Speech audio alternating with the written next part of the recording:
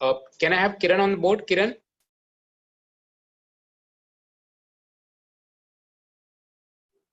Kiran? Yes, sir. So, good evening and welcome to all of you once again. So, in the series of the webinars conducted by us in the past, we are conducting one more webinar today, and that is too important topic to have today. It's a counseling in the matrimonial matters, and Ms. Kanika Bhardwaj, who is one of the expert of the matrimonial matters, would be taking up with this topic and would be enunciating all the provisions and would be telling you to the big importances and the things which are required to be taken care while entering into such matters. So today I welcome Ms. Kanika Bhardwaj on our board, who is our speaker. I'll welcome Kiran Chopal, who is be moderating our today's webinar. I also welcome our media partner, that is Dice Attorney, Ms. Saloni Ratra, who is the founder of the same. And now I request Kiran Chopal to take over from.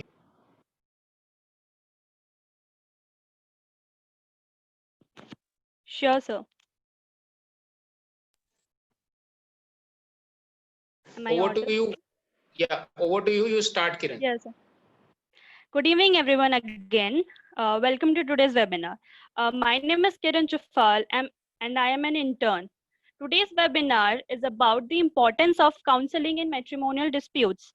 And for presenting this webinar, I would like to introduce our keynote speaker for today's webinar, who is Ms. Kanika Bhardwaj, ma'am. So I would like to introduce something about ma'am. Ms. Kanika Bhardwaj is the founder of Kanika Bhardwaj Law Firm, having offices in South Delhi. She is in the fields of litigation since 6 years approx. She has completed her master's in business law from Amity University. She is an expert of matrimonial, criminal, domestic violence, family, corporate, 138 NI Act, civil, real estate, insurance, debt recovery, insolvency drafting and vetting of documents, labor, and business laws related cases. Presently, Ms. Kanika is working on cases all over Delhi NCR and Mumbai in all district courts, High Courts of Delhi, High Court of Mumbai, and Supreme Court of India. Apart from courts, Ms. Kanika ma'am is also working on cases in various tribunals such as CAT, RERA, DRT, NCDRC, and MCD. She is also on the panel of Yamuna Expressway Industrial Development Authority, UP. Before handing over to ma'am, I would like to inform all of you that whatever questions everyone is having, that will be handed over by me to ma'am. And if anyone is having any questions, they should ask the questions in the chat area. So handing over to you, ma'am. Good evening, everyone. Thank you again, Nitesh Mehra and Associates, for giving me this platform where we can, discuss about mediation in matrimonial cases and the importance. Because I personally also believe that mediation is very important in matrimonial cases nowadays, because as we can see the rising numbers of matrimonial cases, and even during the lockdown, we have witnessed that the matrimonial cases are increasing day by day. So even I personally believe that this particular section of mediation, or we can say counseling, is very important in matrimonial cases these days. So mediation is an age-old process of dispute resolution practice since Vedic period only. It is a low cost, keeping the matters, it is very low cost, and it is also time efficient. Especially family matters secret among their parties, they are not disclosed in mediation. Two parties and the mediator are involved. Moreover, the solution is not imposed on any party. It is a solution that both the parties agree to. It thus gives an effective solution in a peaceful manner. So as we know that the rate of divorce and other matrimonial cases in the world is becoming alarming and geometrical in calculation. Marriages are on verge of breaking, and marriages on crutches need aid and attention. They limp and need intensive care treatment these days.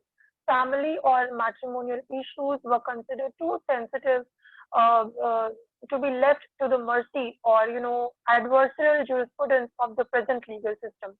So we cannot leave it to the mercy of uh, just to because as we know that these cases are on the verge of breaking, so we cannot leave them like that only. So there is one provision of mediation and counseling that has been brought up by the law as well. Nowadays, the understanding of the institute of marriage and its importance in the society has changed, as the principle of equality has replaced the hierarchy as the guiding principle of family law. It gave more ground for family disputes, and it became socially acceptable to leave marriages that are intolerable or merely unfulfilling. The aim of this session is to suggest a mediation method as a worthy option for resolving family conflicts. So this is particularly the aim of this session. So the frequently asked questions about mediations are, what is this process? What is mediator? What is the role of mediator? And what if mediation fails? Thus, we will discuss all these aspects in this session itself. So to begin with, to start with, let's discuss what exactly mediation is. So mediation is an alternative dispute resolution mechanism. The definition of mediation is not defined under any law. So we can just analyze that what is the meaning of mediation, and even through various judicial approaches, we can analyze and interpret the term mediation. So mediation is an alternative dispute resolution mechanism. The goal of mediation is for the parties to reach a voluntary settlement, which is then reduced to writing and becomes a binding contract or a binding agreement. In this process, a neutral third party, which is called as mediator, helps both the parties, husband and wife, to come to the consensus on their own by assisting the parties to find a resolution to their conflict in a sustainable and a self-determined way. So mediation in family dispute is an attempt to get to the core of the conflict and to resolve the entire conflict in an amicable manner. So people refer to mediation in many different ways. It can be as informal as having a friend or a family member helping to talk through the issues in the family dispute. It can also be a formal process involving a professional mediator. So thus, the main aim of mediation is always to settle the dispute through a mediator. Now, people say that what is the right time to mediate? So I would also like to talk about this particular issue, that what is the right time to mediate? So in a perfect world, parties would agree to mediate as soon as possible after their dispute arose, as soon as possible. And most the parties fails to do so, because we have been witnessing that the parties are in so much of aggression that they fail to do mediation at the right point of time. So therefore, now what has been done is that the family courts have made a provision for mediation after filing the cases. And this provision of mediation is a mandatory provision. You cannot say that, even though you can say at one point of time that you don't want to get into mediation, but then it will always bring you in the bad eyes of the judges. So it is always advisable that when the judges are asking you for mediation, you go through mediation. And this is a mandatory provision now. The court also believes, in saving the marriages and not destroying them. So this is one fundamental statement, that the courts are also, they also believe in saving the marriages before they are, at the verge of breaking, before they are broken completely. Even the court make attempts so that the marriage is not dissolved. So thus they refer mediation to both husband and wife before taking any further step after filing the matrimonial cases. This is the first step that the court takes, is to refer both husband and wife to the mediation. The mediation not only clarifies the mind of both the parties, husband and wife, but there are possibilities of various solutions that can bring peace to them. In most of the cases that I have personally seen, that either wife or husband, they do not speak up exactly what they want. They do not speak up their mind. They are just, guided by the councils, and they do not speak up exactly what they want, what relief they want from them. So mediation helps in clarifying that and what exactly a person wants, and therefore, even in case if mediation fails, the parties at least are clear that on what point they have to fight on, that on what point, what exactly is going on in the other person's mind, and what exactly they have to, go ahead and fight with. So when someone asks that what is the right time to mediate, I would always suggest that the right time to mediate is as soon as possible. The more you delay, the more you are, harming yourself only and your relationship only. So as soon as possible, the parties should get into the mediation. Now, when we know that what is the right time to mediate, we should know that who is the mediator. Once we have known that what is mediation, what is the process, and then we know that what is the right time to mediate, we should know that who exactly is the mediator. So mediator is a neutral third person. He can be anyone. He's a third person who helps. Obviously, the mediator is not known to both the parties when it comes to the court part. So mediator is a neutral third person who helps parties to compromise by facilitating discussion between both the parties directly by helping them in communication, because communication is very important. Without communication and with the misunderstanding in communication, any mediation process cannot be successful. So the mediator helps them in communication by assisting in identifying the issues. He also assists that what exactly the issues is, and he reduces the misunderstanding. He clarifies the priorities, that what are the priorities, what are the relevant issues which are being made in here.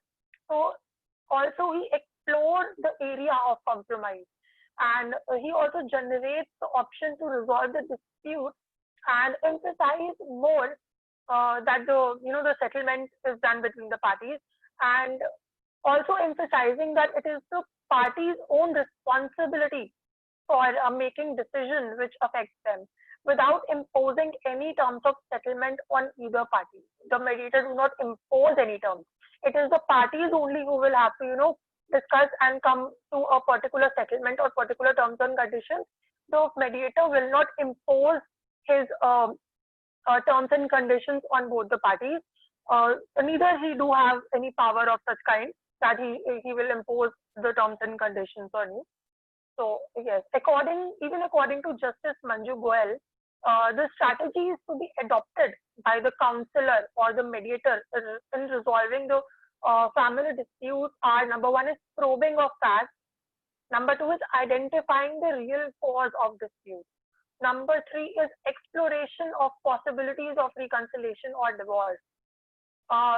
Fourth is bring the parties to an agreed solution. This is the role of mediator, that to bring the parties to an agreed solution. And the last one is shaping the solution in the legal format.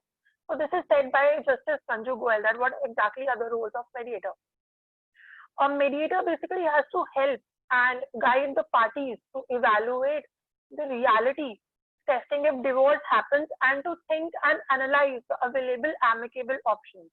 A mediator does not decide what is fair or what is right or what is appropriate, or he also do not analyze that who is making false allegations. You don't have to prove anything in front of the mediator. He will not analyze that whether the allegations that has been made by the parties are right or wrong, or whether the allegations are mere vague, or also he do not have any right to either dismiss the petition or to make any statement which is in a biased manner, or to support any one particular party. He does not have all these powers. So he do not decide what is fair or what is right, or what is the probation of blaming and everything like that. Rather, a mediator acts as a catalyst to bring the two disputing parties together by defining issues and eliminating obstacles for communication and settlement. So even as per Rule 3 of the Mediation and Conciliation Rules 2004, the High Court and the District and Session Judge can prepare panel for appointment of mediator, and the panels are already there also in the court. There are separate mediation centers in the court, and even though the rule is there, this is implemented also. It is not just for the heck of it. We are just giving it in the law and it is not being, implementing. It is implementing. The qualifications of the mediators are given in the Rule 4 of Mediation and Conciliation Rules of 2004. So the mediator who are appointed in the court, I'm not talking about the mediators who are, having their private mediation center or the private counselors. I'm not talking about that in here. I'm talking about those mediators who are in the court and who are appointed by the DLSA and by the judges. So who can be the mediator? What are the qualifications? So I am telling you this because you should know that who is going to mediate you. Before going into the process of mediation, one should always know that under whose hands they are, whether the mediator is he is efficient enough to mediate or not. So that your time is not wasted and you are not also obviously your time is not wasted and you're not frustrated, because I can understand the parties already are so much frustrated when they come to the family court. So what are the qualifications of mediators? So any retired judge of Supreme Court of India can also be a mediator. The retired judges of High Court can be a mediator. The retired district and session judge or retired officers of Delhi Higher Judicial Services are the mediators. Even the district and session judges or the officer of Higher Judicial Services can be one of the mediators. Apart from the judges part, even the legal practitioners with at least 10 years standing at the bar at the level of Supreme Court or High Court or District Court can also be the mediators. So apart from judges, even the legal counsels who have experience of 10 years can be on the panel, can be the mediators. Apart from that, the experts or the professionals with at least 15 years of standing are appointed in the court for the mediation. And the persons who are themselves experts in mediation or conciliation, they can also be on the panel of the mediation, and they can be mediators in the court. So the court ensures that the person who is sitting, so the person who will be appointed to parties as a mediator is efficient enough. He is efficient to that extent that he can understand the dispute, and he can probably find out a better solution, and he can settle a dispute. So the court assures that. So after knowing that what are the role of mediator and who can be the mediator, I will jump to the next head, which is mediation of two types. So this is my opinion, under my opinion only, that the mediations are of two types. The first one is before the court, and the second one is after the court. Before the court, because the families and relatives automatically get involved in a matrimonial dispute, they can be the mediator and help resolving the dispute. It is more of an informal way of mediation when both the parties decide to do mediation before the court cases. When a situation arises, the party decide that yes, even before the going to the court, they have to settle the issue. So I am talking on that context. So it is basically an informal way of mediation. The parties may arrive at a particular term in an amicable way. At times, parties arrive at a family settlement also, and they reduce the terms in writing. Even a professional mediator can be appointed. So these are all the things that is before the court cases, before any case has been come up to the court. But then a situation arises, that mediation after the court cases, and we will be talking in detail about this only, that what is the exact situation after the court cases? What is the situation of mediation after court cases? So this situation refers to a state where either wife or husband has already filed a case. The legal aspect related to the resolution of family disputes through mediation is given under Section 5 of the Family Courts Act 1984, which provides a provision for the government to require the Association of Social Welfare Organizations to hold the family court to arrive at a case. This was Section 5. Now again in Section 6 of the Act, it provides that it describes for the appointment of permanent counselors to effect and facilitate settlements in the family matters. These are the legal provisions we are discussing right now, and after that we will be discussing the entire process also. So it is important to understand the provision first. You should know that in which provision you have to go. So right now I've discussed about Section 5 of the Family Court Act 1984, and then Section 6 of the Act, which provides the appointment of permanent counselors. Then the very important section, which is Section 9 of the Family Court Act 1984, which talks about mediation. So there are two points that are there in Section 9. The first is that in every suit or proceeding, endeavor shall be made by the family court in the first instance. This has been said in Section 9 of the Family Court Act. So it says that endeavor shall be made by the family court in the first instance, where it is possible to do so, consistent with the nature and circumstances of the case, to assist and persuade the parties in arriving at a settlement in respect of the subject matter of the suit or proceeding. And for this purpose, a family court may, subject to any rules made by the High Court, follow such procedures as it may deem fit. So what does it mean? It means that it is the duty of the court that has been imposed by the law to take steps for mediation in order to avoid conflict and dispute. So what actually happens in the court is that at the first part, after the case are admitted by the court will send both the parties to mediation center first, before or during the completion of pleadings. Generally, it is before the completion of pleadings only. Moreover, if the judge does not do so, it is the duty of the advocate, it is the duty of the counsel, I believe, to make submission before the court for the mediation. The second point that has been given in Section 9 is that if in any suit or proceeding at any stage, it appears to the family court that there is a reasonable possibility of a settlement between the parties, the family court may adjourn the proceedings for such period as it thinks fit to enable attempt to be made to effect such a settlement. So it means that at any stage, during any stage of the proceeding, if a judge is able to even see a slight possibility of settlement between husband and wife, the court may again send both the parties for mediation. And moreover, advocates of any party, either husband or wife, at any time during the proceedings may make such a request for mediation. So this was said by Section 9. Now another important section is Section 89, which makes it obligatory on the part of the court to give a fair chance to a negotiated settlement before adjudication is embarked upon. It directs the court to identify cases where an amicable settlement is possible, and it also directs the court to formulate the terms of such a settlement and invite the observation thereon of the parties to the dispute.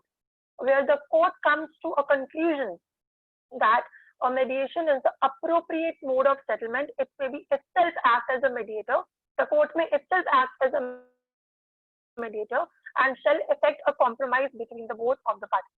So this was Section 89, and the last two sections that I will be discussing is Section 23 of Hindu Marriage Act 1955, which concentrates on attempting reconciliation by the judges. And the other one is in 2003 under Civil Procedure Mediation Rules, the concept of mandatory mediation was introduced for the first time.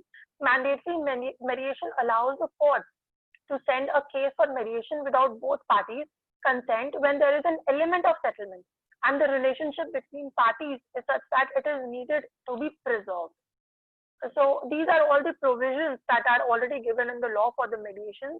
And as I have discussed the mandatory mediation part also right now. So now we'll talk about the court as a mediator.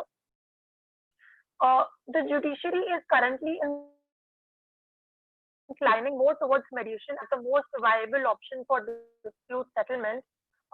Even recently, the apex court feel that the offense punishable under Section 498A of IPC, 498 is cruelties upon a woman, and dowry cases also involved in 498 only. So the court feels that the offense punishable under Section 498A of IPC is not compoundable. This section is not compoundable in appropriate cases if the parties are willing and if it appears to the criminal court that there exists element of settlement. It should direct the parties to explore the possibility of settlement through mediation. So this is observed by the Supreme Court. This is obviously not to dilute the efficiency or the purpose of Section 498A of IPC, but to locate cases where the matrimonial dispute can be nipped in bud in an equitable manner, where the court feels that the dispute can be settled before any other harsh directions, it should be ripped off. So the learned members of bar also have enormous social responsibility and obligation to ensure that the social fiber of family life is not ruined or demolished. And thus they must suggest for mediation first before any other proceedings, and for the dispute, they should suggest the concept of mediation, because the lawyers very well know that further the things are going to mess up only. And as there will be like allegations from both the sides, which might hurt the ego of both the parties. And since we know that there are less chances of amicable settlement once the proceedings started. So at the first instance only, I believe that it is the duty and responsibility of the councils also to refer the matters to mediation first and then proceed ahead. Thus, after filing of cases, one step must be taken to ensure that both parties mediate. So now these were the legal provisions of mediation. Now the very important and the essence of today's webinar is process of mediation, because I want to be more vocal about what is the process, because people are very confused that they know that mediation will be done once the cases will come to court, there will be a mediation part, but they don't know the exact process of mediation. So in order to discuss about that, I just want to discuss about this particular aspect also. So process of mediation, what is the process? So after the matrimonial cases are filed, once the matrimonial cases are filed before the honorable court, on the first date when the other party appears before the court after receiving the summons, the court will first ask both the parties, and the court will himself become and act as a mediator. The judge will himself ask to both the parties that what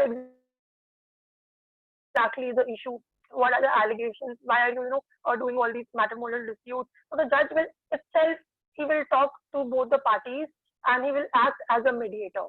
Now the second thing that will happen is, after hearing both the parties, the court will ask both the parties to go for mediation. A separate form will be handed over to both the parties in the presence of counsel only. Both the parties will be provided a separate form, which is a mediation form, which both the parties have to sign separately. Further, they will have to give few details such as their phone number, the counsel's number, the name of the counsel, etc. So once you fill up the form, you have to give it back to the judge. So on that day itself, after signing that particular form of mediation, the court will ask the timing and the day for mediation, and the time and date will be fixed according to the suitability of counsels and both the party only. So once there is once the time and the date are fixed, the time and date will be according to the suitability of both the parties only. So when it is fixed, both the parties have to go to the mediation center and they have to be present on that particular date and time. Now, there are separate mediation centers in every district court, in High Court and Supreme Court. There are separate mediation centers. These centers are built up in court premises only. You don't have to go here and there. The centers are in the premises of the court only. But both the parties will have to come in court only for mediation sessions. These mediation centers are controlled by DLSA, whose head are one of the judges only. If you will go on the website of any district court or any high court or any Supreme Court, there is a section of mediation center, and you can yourself go and you can get more information about mediation centers from the website itself. So on the specific date and the time, both the parties will reach the mediation center in the court premises only. The room number will be assigned to you.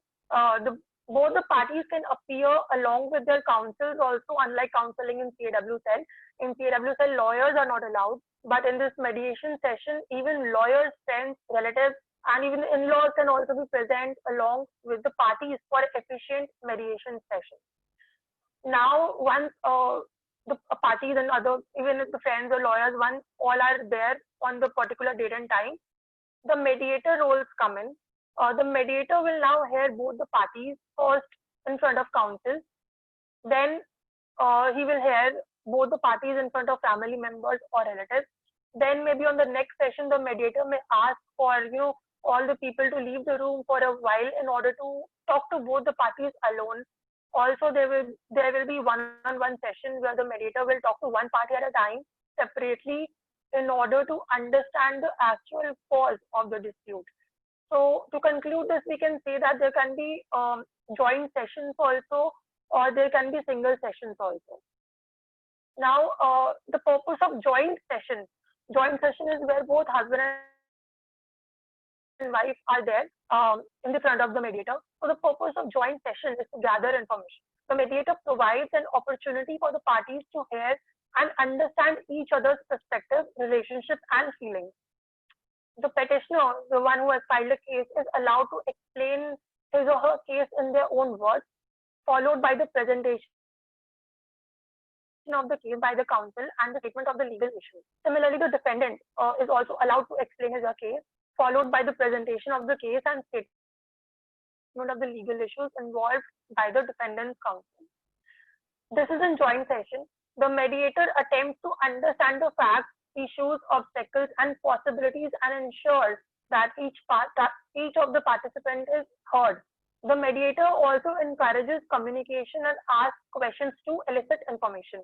At the completion of joint session, the mediator may also suggest meeting each party with their counsel separately. This can also be done. So this is the purpose of joint session. Now, single session. When we come to separate sessions, the separate sessions are meant for the mediator to understand the dispute at a little deeper level. It provides the parties with a forum to further vent their feelings and disclose confidential information they do not wish to share with other parties, because it is very important to know each and every aspect and to know each and every information. There is a possibility that one party may not be comfortable in disclosing the confidential information to the other party. So this is why the separate sessions are also held in the court itself. It helps the mediator to understand the underlying interest of the parties, the position taken by them, the reasons for these positions. He also identifies areas of dispute, differential priorities, and common interests, and to shift the parties to a mood of finding mutually acceptable solutions. The mediator is supposed to reaffirm the confidentiality, gather further information, and challenge and test the perception and conclusion of the parties in order to open their minds to different conclusions and different possibilities. This is to be done by asking effective questions and helping the parties understand the strength and weakness of their cases. The mediator also offers options which he feels best that satisfy the underlying interest of both the parties. So this is why the joint and separate sessions are held. Now, the best part about the mediation process is that it is absolutely confidential. There are no recordings at all.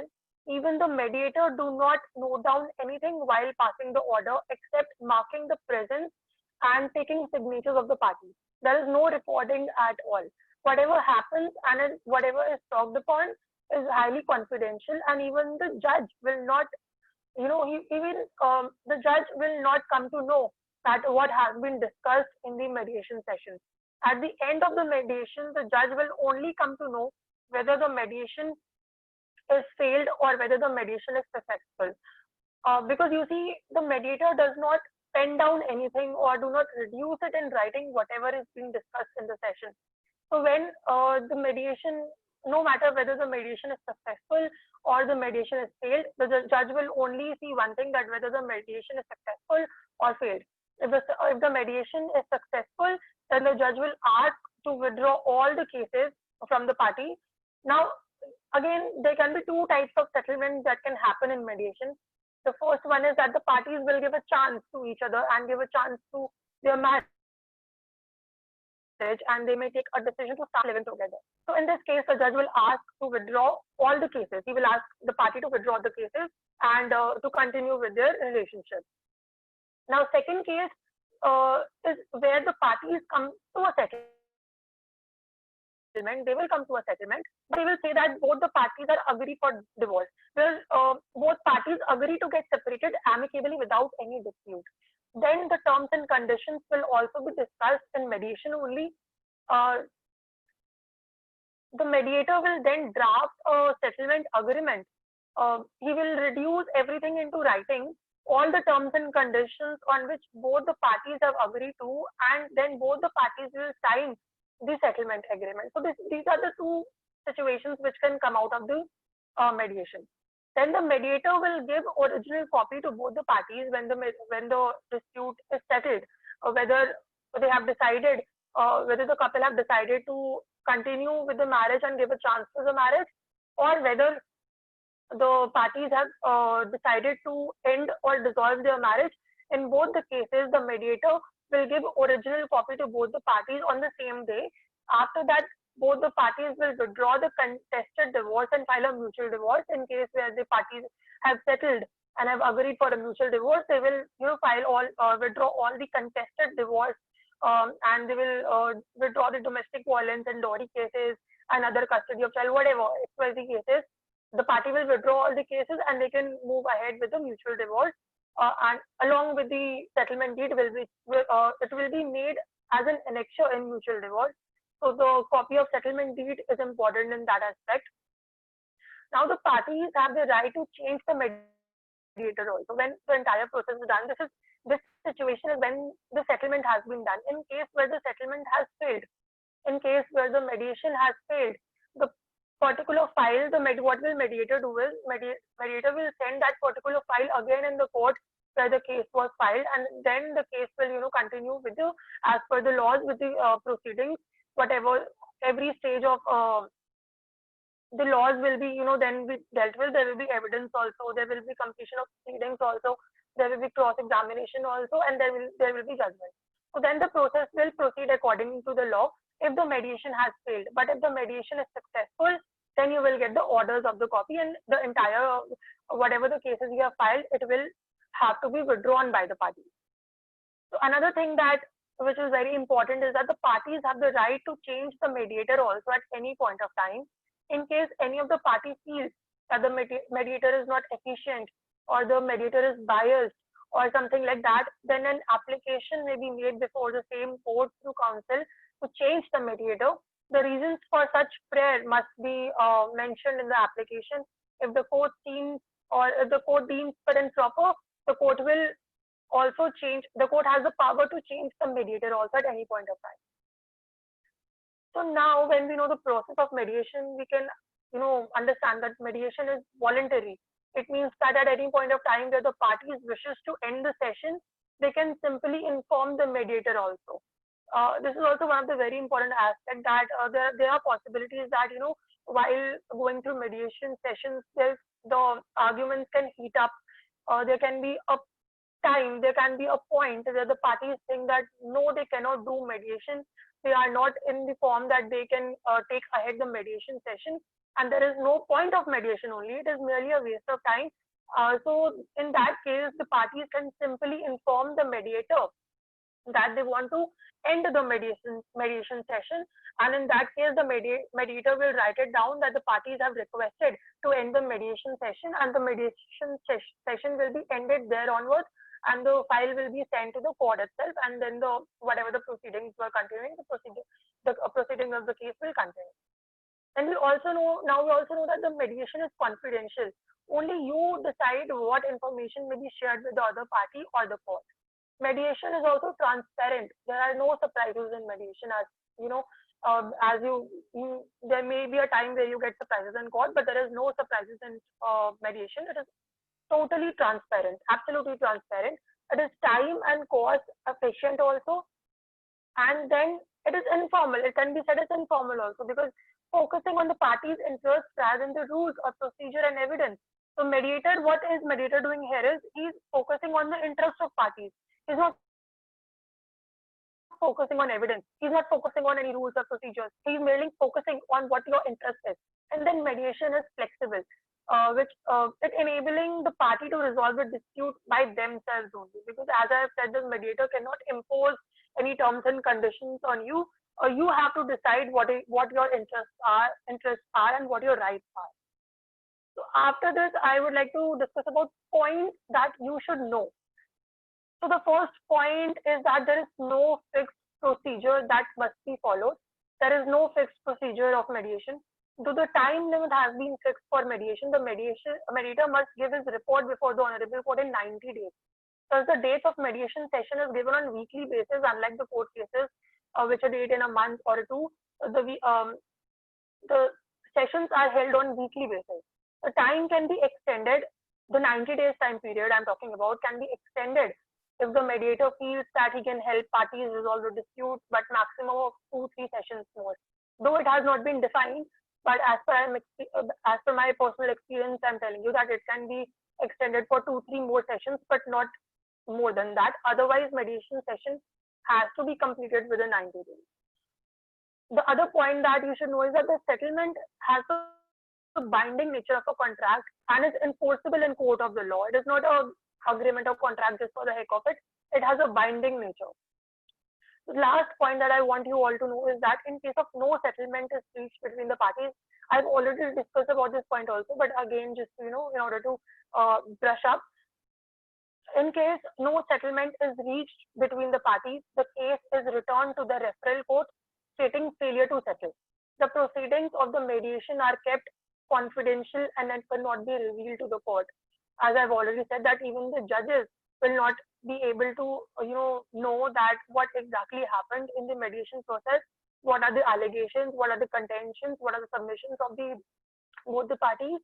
So even the judge, so you have to be like tension free in that case. You can freely talk about your disputes and issues, and you can freely take actions to settle your disputes in mediation sessions, because it will not impact in any manner to the judge. Your conduct will remain as what it is in the front of the court. So you can, therefore we say it is more transparent and the parties are free to settle this. So now even courts encourage the mediation. I will be quoting 2 judgments where the court has encouraged the mediation, even in non-compoundable offences. The first case I'll be talking about is B.S. Joshi and others versus State of Haryana.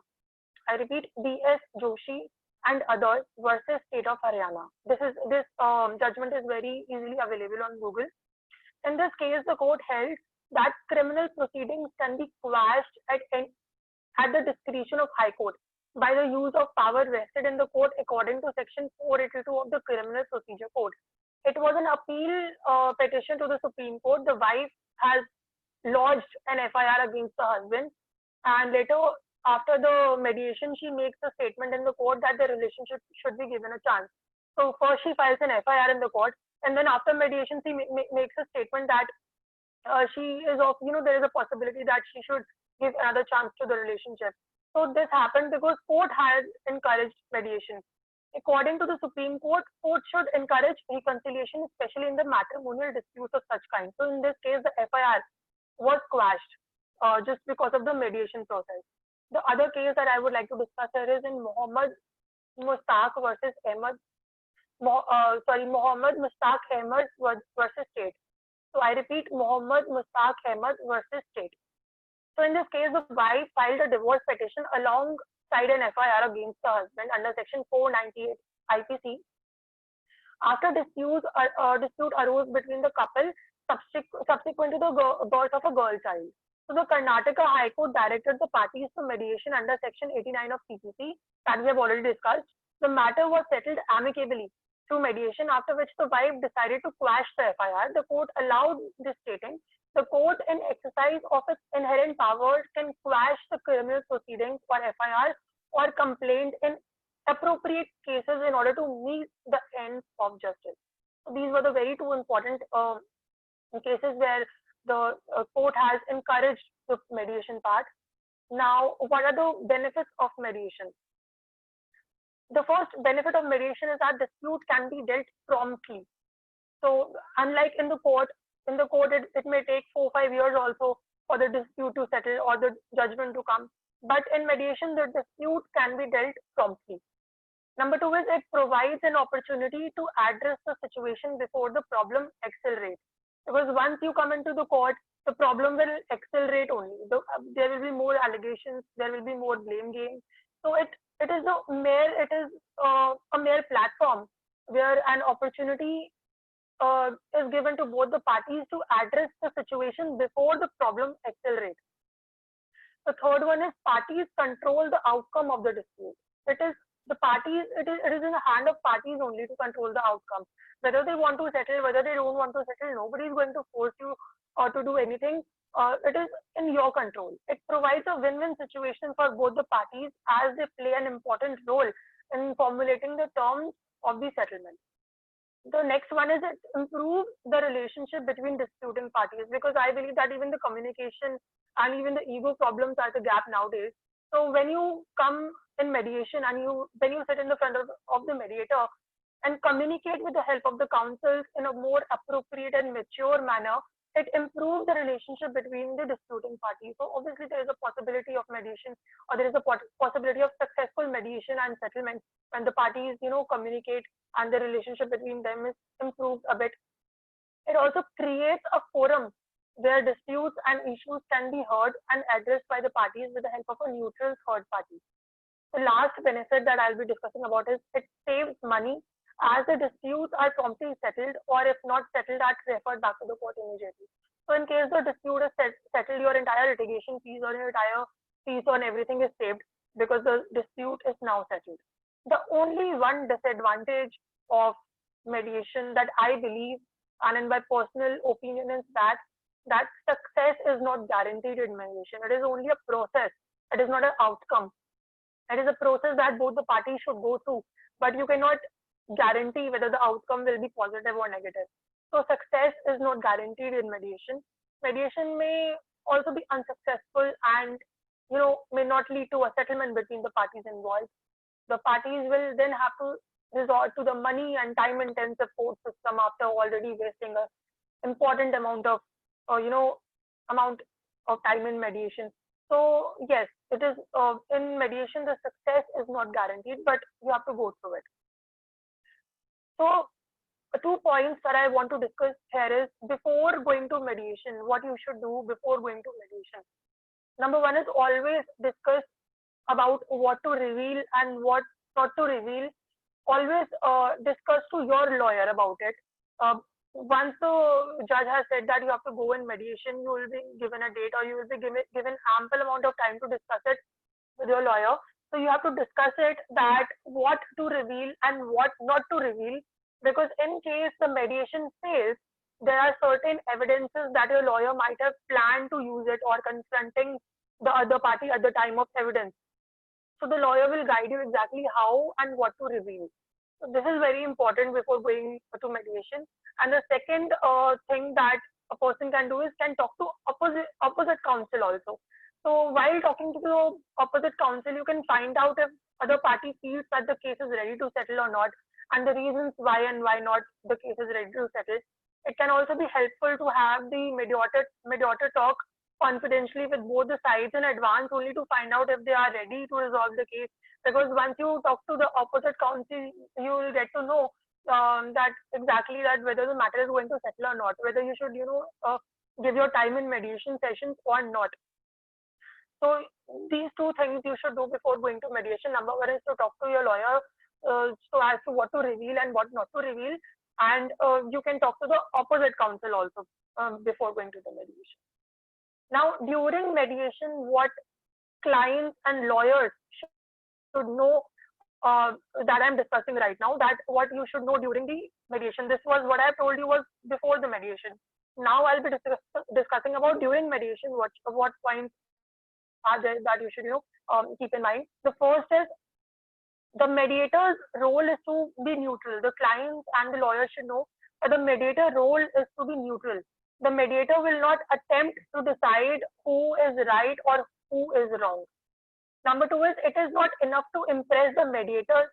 You have to impress the other side. Don't impress the mediator, because mediator don't have any power. You have to impress the other side in order to get a successful mediation. The third is, don't expect the mediator to evaluate the case. Mediators typically know less about the case than parties do. The parties are at the best position and the lawyers are at the best position about the facts they know. So don't expect that the mediator know everything. Mediator knows less than what you know. So don't expect the mediator to evaluate the case.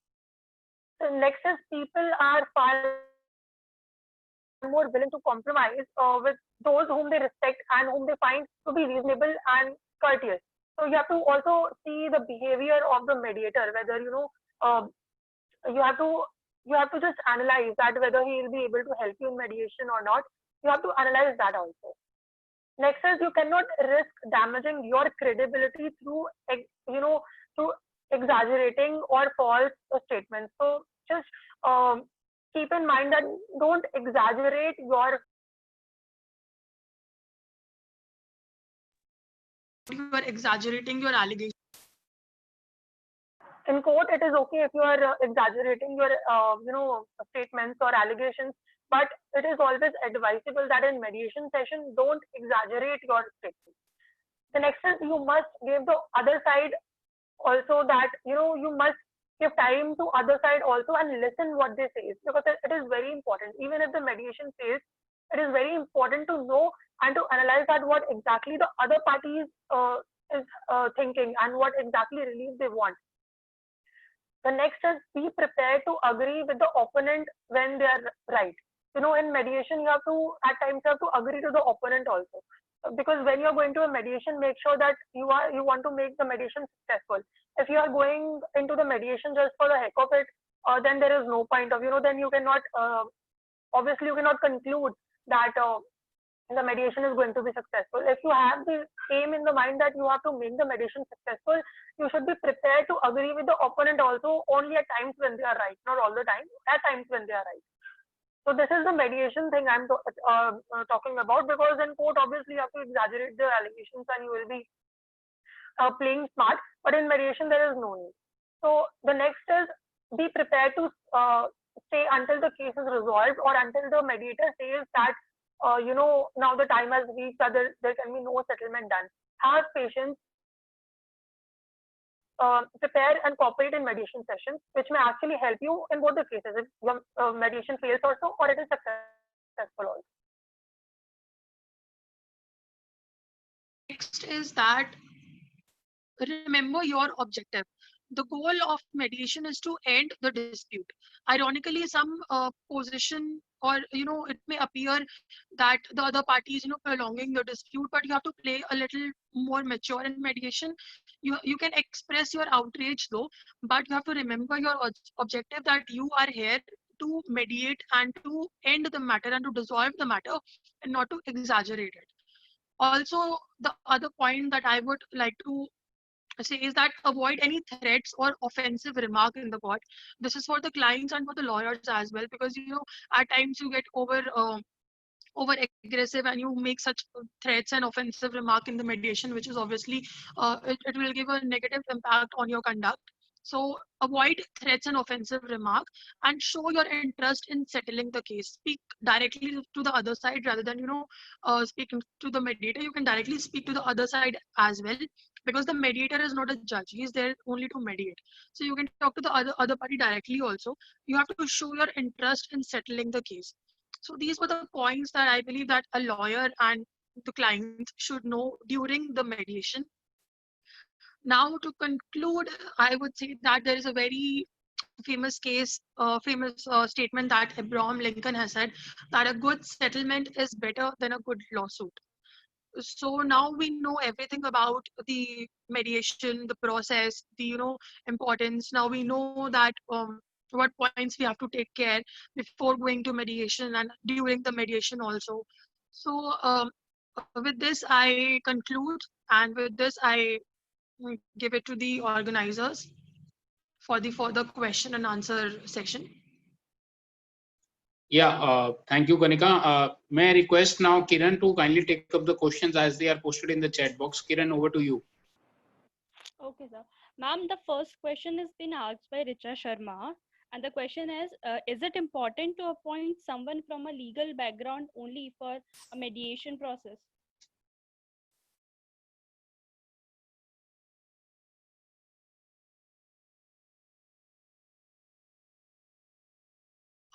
Just give me 1 second. I'm actually you're not audible. Give me 1 second.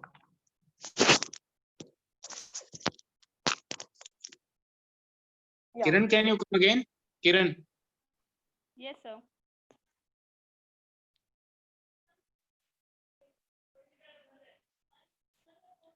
Yeah, go ahead.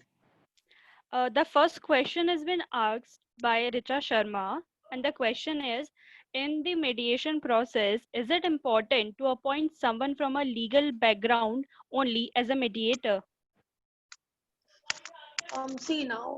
See, there are two situations. If you want to hire a mediator before the cases only, before you have filed any cases, if you want to hire a mediator, which is called as private mediator also, then you can hire anyone. Then you can.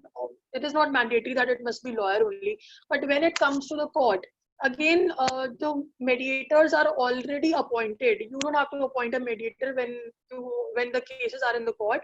You don't have to appoint the mediator. The mediators are already been appointed by DLSA, and you just have to you'll just get the room number and the time and date, and you just have to go to the mediator and start the mediation process. So as I've discussed, that the mediator can be a lawyer also, he can be a practitioner also, he can be they can be a retired Supreme Court, High Court, or District Court judges also who have but the lawyer who is appointed as a mediator should have minimum 10 years of practice that has been given in the rule of mediation also. So it is not mandatory that a lawyer can only be the uh, mediator, but the mediators are already being appointed, so you don't have to worry about that who will be the mediator and who will do the mediation process. The mediators are already appointed. Thank you, ma'am. Ma'am, there are two questions which is asked by Vish. The first question is that is CAW mediation process neutral? Because as some men have experienced bias mediation where wives are guided on cases, uh, they can file against husband even if they know that wife is at fault. No, see, most of the time the CAW cell are neutral. See, 95% of cases are neutral, but obviously there are some bad elements also in the society, and such situations may arise at one point of time, but most probably they are neutral. Basically, the police officials in CAW cell, those who are there, they see the substance in case. They see whether the case or the complaint that has been filed, that has been written in the what the girl has written in the complaint, whether there is any substance or not. If there is no substance, they will simply say that there is no substance in the case and FIR cannot be done. Even recently, in few of the cases also, FIR is not being done by the CAW cell. So we cannot say that they are neutral because they are not doing FIR also. So obviously, so in that case, we cannot say that. They only see the substance. What is the substance of the complaint? If the complaint discloses that there are certain incidents where the harm has been done to the girl, then definitely the CAW cell will take the step ahead and they will do the FIR, else they will not do the FIR.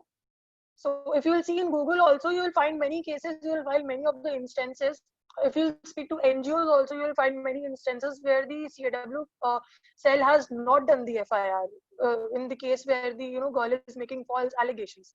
So 90%, 95% of time they are neutral, but obviously few of the cases can be, we can say that they can be misled because there are always bad elements in the society. There is another question by Mr. Vish, which is, can a mediator, example CAW, play a role of taking assurance if wife has lodged false allegations against husband and was involved in adultery, and if in mediation wife accepts that she will not repeat these things in future, even when husband feels she is not trustworthy and she has made false assurance many times in past, is report or statement is made in such way of wife's acceptance of her wrongdoings? Akiti, you will have to just repeat the starting 2 lines of this question.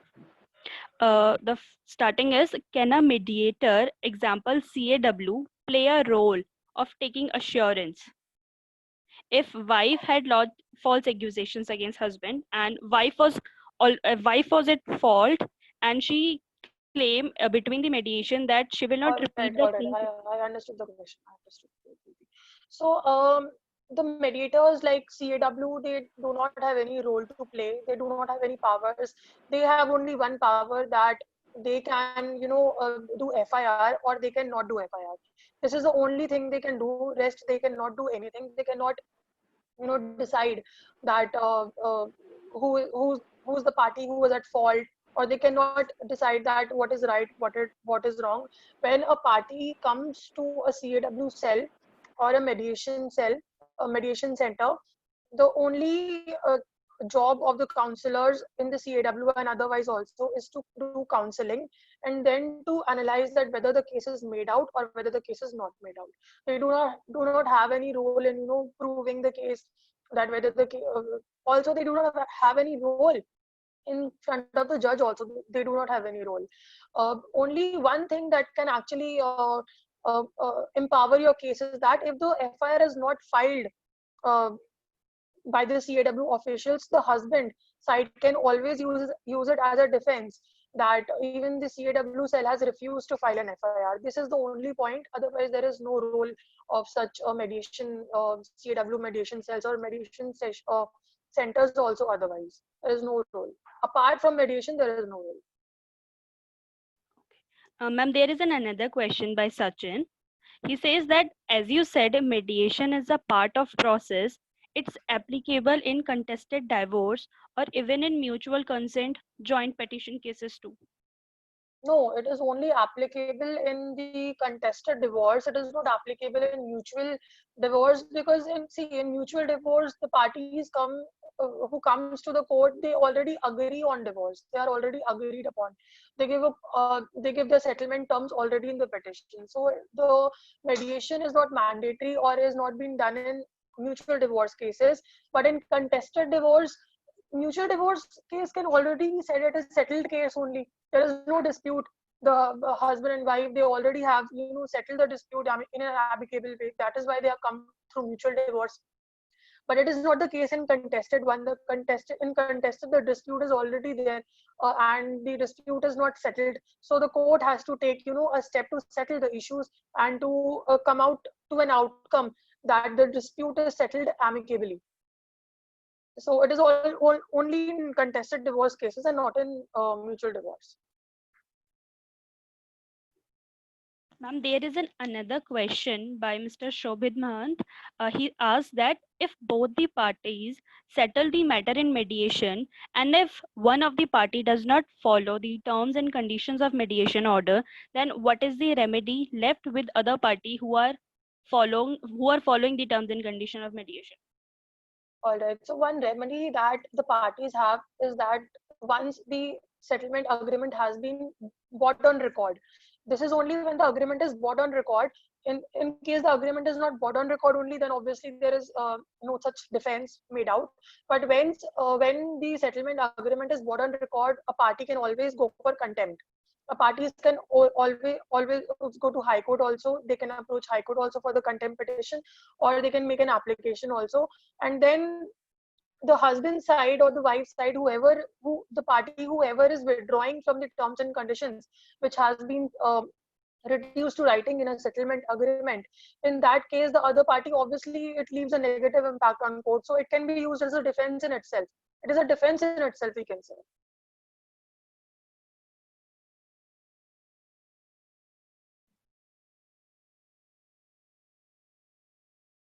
I think I got to everyone and their questions. Ma'am, Sorry. that's all for the questions part. And now I would like, ma'am, the questions are over and All right. we all had a terrific time in the webinar. It is my pleasure, immense pleasure to take a moment thanking ma'am for being here on us, for being here on our board again. It was a very informative session, ma'am, and was a topic of immense importance. Uh, Thank you, ma'am, for being here and telling about enlightening us today on this topic. And it was an honor to have you on board, ma'am. Last but not the least, I would like to thank all of our viewers who had remained on board till the end with us during this small journey. And I would like to thank Mr. Nitish Mehra, sir, for giving me an opportunity to moderate the today's webinar. Ma'am, your presence on board always cherished by us. Thank you. Thank you. I'm always thankful to Kanika to have us with the board. And while the webinar is ending, we have been getting some chat messages to inform you that we shall have some more such webinars with Kanika madam. So we are always try to bring in the topics which has not been taken by somebody and where the no webinars have been conducted. So it's always insightful with Kanika to us that she is always present there and take up the different topics relating to the matrimonial laws and the disputes. So Kanika will request you to be in tune again with some another topic which is of more knowledge and of immense uh, practical knowledge to the viewers and the participants. Thank you to Kanika Bharadwaj, and I take the opportunity to thank you my today's webinar Kiran Chupar, and I also thank my all the viewers who had remained with us on the board, and also thank you to the DICE attorney for media partner of our today's webinar. Thanks to all of you.